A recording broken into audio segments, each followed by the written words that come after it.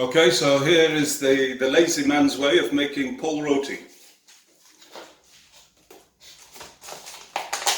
What we've got here is some pol, or some shredded coconut that's frozen.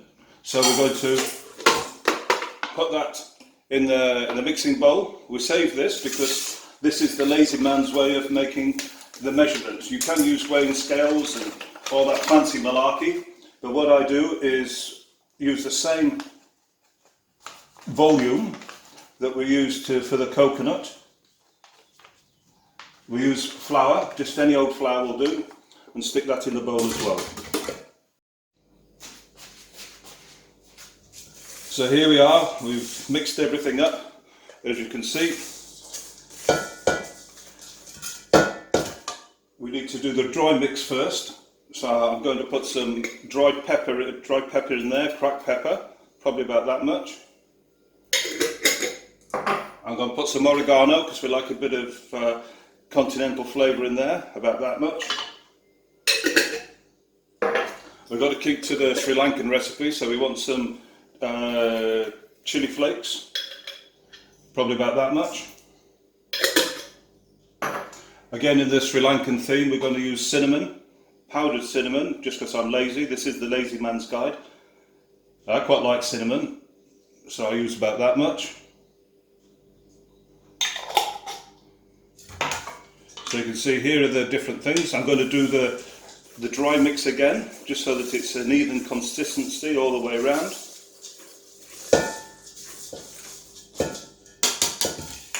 And then finally I'm going to put 2 eggs. Here are the eggs I prepared earlier. Of course, the thing to do with the eggshells, you don't throw the eggshells in the garbage. That's a crime against nature. We crush them up, sun dry them, and then put them in the garden. Now this is a wonderful machine. It's not the traditional method, but it works and it's easy.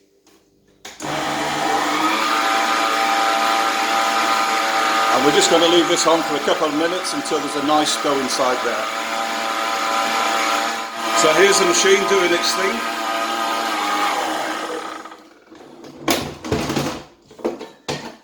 And when we've done the dry mix with the egg and the spices and herbs, it's going to look like this. So this is still not a dough. So we're going to take 3/4 of a cup of milk and put that in there. We're using the same cup as we did with the eggs because we don't want to do more washing, because this is the lazy man's way of making pol roti, or coconut roti. Put this back on the machine, the lazy chef's machine, and a bit more mixing.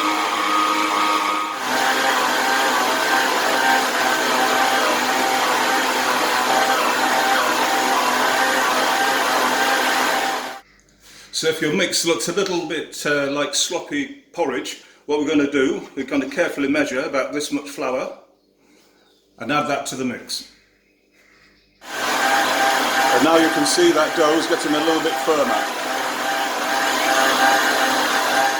So all the noisy bits finished now. That machine's done all its clever work. Now we've got the easy part. Use the flour again. You can just do this straight onto the work surface, but I just find it easier because it's the lazy way. Put it on this thing first, and it's easier to wash this than it is to wash the whole work surface down. This is the other thing we're going to use. It can be an empty bean can, tomato can, whatever can you've got, or you can use a glass, but I just get a little bit of flour in there to keep it a non-stick surface. Here we've got our dough, which is a little bit sticky. I should have put some more flour in maybe, but never mind. So there's that bit. And now we're just gently going to push him down, keep him flat, stop our fingers getting too sticky. I just kind of take a little bit of this flour.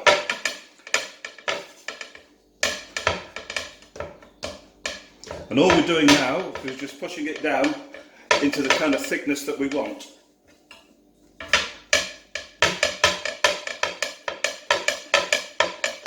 You can use a rolling pin if you like. I suppose that's even more lazy. Let's try that. Yep, this is even more lazy. We want a little bit more flour on there.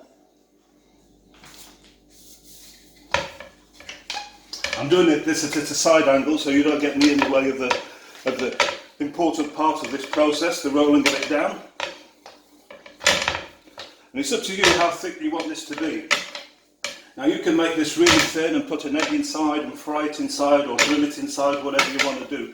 But what I'm going to do, because I'm doing this the lazy man's way, what I'm going to do is I'm going to make these very much like a cookie, which is very untraditional, but this is how I like it. And then I'm going to put these on a cooling rack and freeze them, and then I'll take them out 2 or 3 at a time and to put them in the toaster, because that's how I like my breakfast, with my morning cup of tea.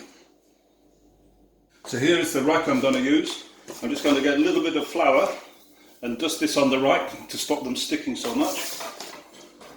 And then we're going to use this very precision tool for making my little cookie shapes. And we're going to put them on this cooling rack and then freeze them and bring them out however many I want each day for my breakfast. Because there's no better way to start a breakfast than with some toasted pol roti cookies and a nice cup of tea. I'd love to say it was Sri Lankan tea, but it's only 25% Sri Lankan tea. Because the favourite tea I like is Yorkshire tea. You can probably tell from my accent I'm more Yorkshire than I am Sri Lankan. But the good thing is Yorkshire tea, although it's probably the best tea in the world, 25% is from Sri Lanka, the rest is from Kenya, China and India. Well, this is how I make my pol rotis, my little cookies.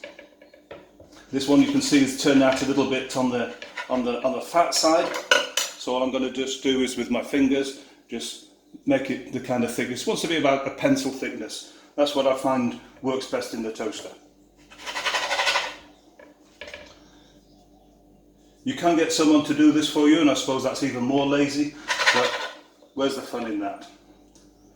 So whilst I'm doing this, hope this has given you a few ideas what you can do, and when it's the right time to travel, come and join us in Sri Lanka. You can check our website, which is Sri Lanka Island Tours and Club Sri Lanka if you like more of a party time.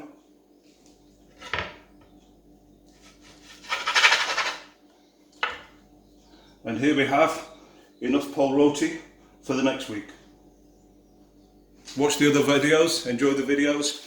All I'm going to do now is put these in the toaster, or you can put them on a dry pan, or you can grill them, whatever's good for you.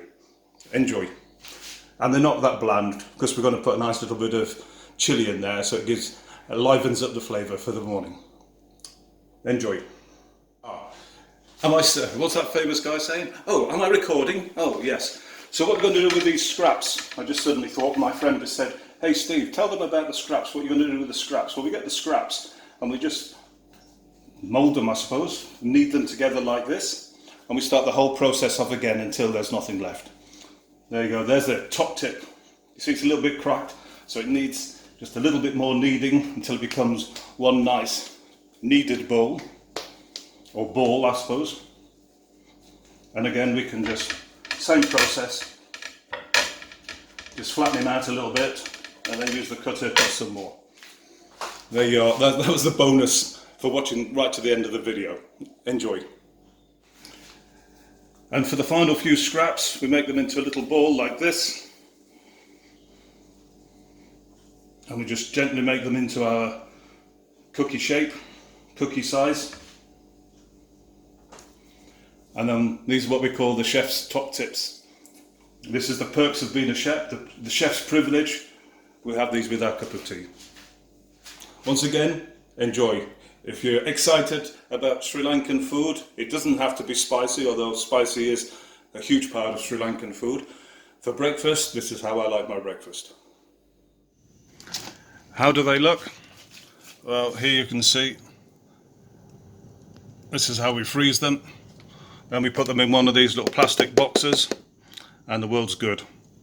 You can see we put some milk in here. If ever a top tip, if ever you want to put some milk in the fridge or the freezer, all you're going to do is just take a little bit of milk out the top, about 1 glass of milk, and then freeze them.